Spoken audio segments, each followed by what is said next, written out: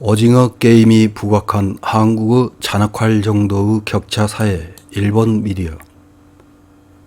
전세계적으로 인기리에 상영 중인 6부작 드라마 오징어 게임을 대하는 일본 미디어들의 시각은 기생충에서 드러낸 시각과 크게 다르지 않습니다. 기생충에서 빈부격차가 심한 한국 사회를 그대로 드러냈다면서 국내 반지하방까지 취재하면서 호들갑을 떨던 시각과 하나도 다르지 않은 모습입니다. 10월 20일 제비프레스라는 매체에서 오징어 게임이 부각한 한국의 잔혹할 정도의 격차 사회라는 제목의 기사를 보도했습니다. 어떤 내용의 기사인지 요약해서 확인해 보겠습니다. 세계적으로 대히트인 넷플릭스 오리지널 드라마인 오징어 게임. 이 드라마는 총 456명이 자신들의 목숨을 걸고 상금 경쟁을 하는 모습을 그린 한국 드라마로 넷플릭스 사상 시청자 수가 가장 많은 작품이 될 정도로 인기를 얻고 있다. 한국 현지에서는 미국 CNN이 정말 최고라고 극찬했다. 오징어 게임은 투자액의 약 4배에 달하는 가치를 창출했다. 오징어 게임이 미 국무부 애교 전문회까지 등장했다며 뉴스에 거론되지 않는 날이 없다. 영화 기생충 반지하의 가족 이후 축제 분위기이다. 그러나 세계에서의 평가를 한국은 솔직히 기뻐해도 되는 것일까? 미국 애교관은 오징어 게임의 어두운 이야기의 중심에는 취업과 결혼 그리고 계층을 오르기 위해 고군분투하는 한국의 평범한 남녀노소가 느끼는 좌절감을 담고 있다. 이것은 암울한 경제 전망이 한국 사회의 고민의 중심에 있음을 입증하고 있다라고 지적하고 있다. 프랑스 유력 일간지인 르몽드도 오징어 게임의 배경에 숨겨진 한국 사회의 폭력이라는 제목의 온라인 뉴스에서 한국 사회가 안고 있는 잔혹한 현실을 반영한 것. 실패하면 총을 맞는다는 사실이 한국 사회에 깊은 울림을 주었다라고 분석했다. 더불어 르몽드는 한국의 가계부채가 국내 총 생산의 100%를 상회하고 2014년부터 2018년 사이에 서울 마포대교에서 스스로 목숨을 끊은 800여 명의 대다수가 빚에 쪼들린 것이 원인이었던 점, 또한 신종 코로나 바이러스 영향으로 취업난에 빠진 젊은이들이 빚을 갚으려고 온라인 도박과 가상통화 투자에 손을 대고 있는 문제에 대해서도 소개하고 있다. 영화 기생충 반지하의 가족에서도 알 수 있듯이 한국의 빈부격차는 크다. 2018년에 통계청이 발표한 조사 결과를 보면 한국 전체 세대수는 1983만 세대인데 이 중 서울에 378만 세대가 살고 있으며 전국의 반지하 거주 세대는 36만 세대이며 서울이 22만 세대라고 기재되어 있다. 이는 서울 전체 세대의 5.8%가 반지하에 살고 있다는 것이다. 세대당 평균 거주수는 2.35명이므로 서울의 반지하에 거주하는 인구수는 단순 계산으로 86만 명이 되는 셈이다. 오징어 게임을 시청한 빈곤층의 한국인들은 이 드라마를 즐길 수 있는 것은 생활에 여유가 있는 사람뿐이다. 자신은 매일 12시간 이상 일해도 딸과 살 집을 구입할 수 없다. 드라마를 보고 있으면 자신이 부정당하고 있는 것 같아 슬펐다. 20대는 풀타임의 일에 종사할 수 없다. 한국 생활이 오징어 게임 그 자체다 라는 비통한 목소리가 터져 나오고 있다. 일본 이상으로 경력을 중요시하는 한국의 부모들은 자녀를 최고의 학교에 보내기를 바란다. 그러기 위해서는 어릴 때부터 강남에 있는 고급 아파트에 입주해 최고의 교육을 받아야 한다. 그러나 빈곤층의 대부분은 아파트에 입주하는 것조차 어려워 반지하나 옥탑방 또는 고시원을 빌리는 것이 많다.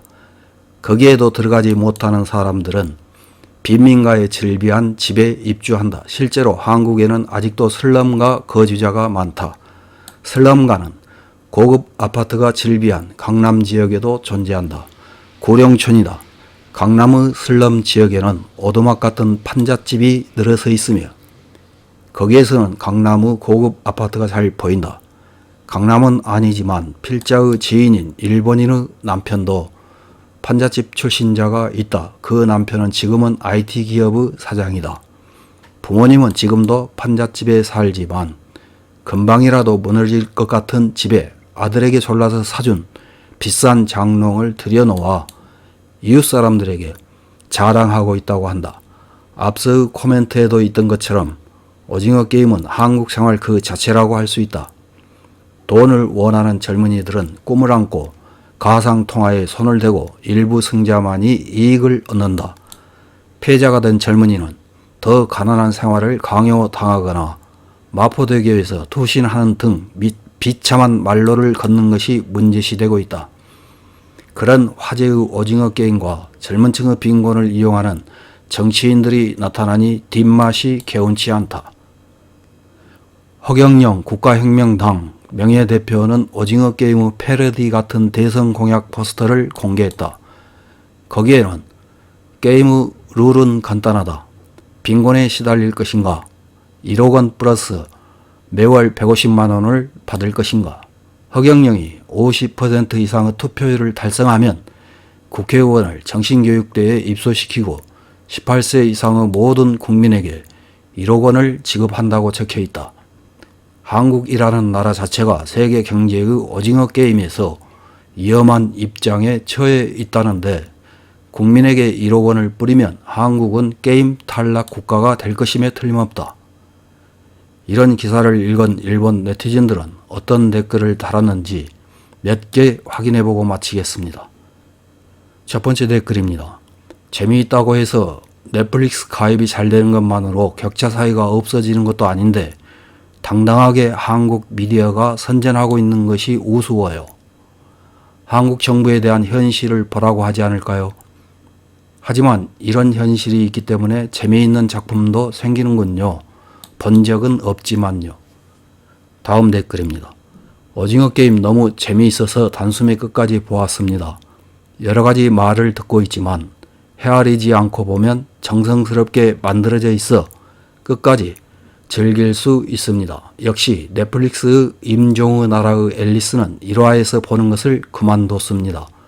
일본의 데스게임은 눈속임이나 잔혹성이 강조된 것이 많습니다만 오징어 게임은 등장인물을 확실히 파고들어야 이야기가 전개되므로 연출이 능숙하다고 생각합니다. 다음 댓글입니다. 한국의 1인당 GDP가 일본을 넘었다든가 떠드는 사람이 있지만 서울 시내에 슬럼가가 있고 농촌 지역에는 전후 일본의 효와 시대의 거리 풍경과 같은 마을이 많이 남아있는 것은 전혀 고려하지 않는다. 한국의 빈곤은 일본에 비할 바가 아니다. 다음 댓글입니다. 반지하 가난, 그것은 역대 대통령이 반일에만 주력해온 결과입니다. 문이 무슨 짓을 한 거야? 지금의 한국에서는 자립과 경제 발전은 무리이겠지요. 그것이 대한민국으로서 선택해온 길입니다. 불쌍하다고는 생각되지 않는군요. 다음 댓글입니다. 본 적은 없지만 줄거리로 말하자면 카이지라든지 라이어 게임 같은 이야기일까? 일본의 그것들은 픽션에 불과하지만 아카데미상의 기생충도 한국의 현실을 나타내는 이야기였지. 그 나라의 현재 상황은 이미 그런 어려운 지경에 이르렀군. 일본은 그렇게 되지 않도록 해 나가고 싶다. 다음 댓글입니다. 한국 사회에서 격차가 심한 것은 알고 있었지만 아직도 슬럼이 남아있는 것은 몰랐어. 이것도 국민의 반일 감정을 불필요하게 부추기고 분노의 화살을 일본으로 돌림으로써 현재의 빈곤 문제를 방치해 온 한국 정부 탓인지도 모른다. 태어난 환경만으로 인생의 대부분이 결정되어 버리는 불행은 어느 나라든 해소되기를 바란다. 이상입니다.